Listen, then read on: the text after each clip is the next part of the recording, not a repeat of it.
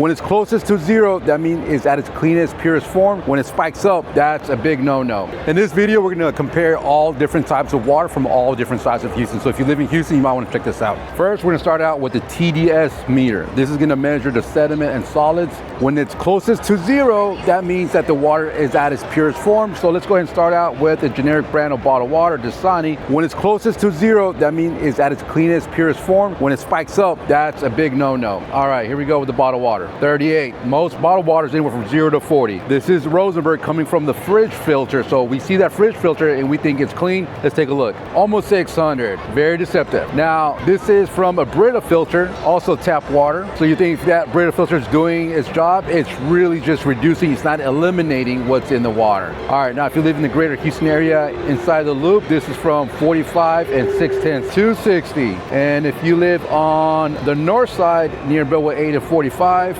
your water is at a 300. Okay, so let's take a look at water without any of the fridge filters, without any of the Brita filters, and this is what we're gonna get. 284, so it's only reducing about 5–10%. So this is unfiltered water from 50 minutes south of Rosenberg. And this is unfiltered from Rosenberg.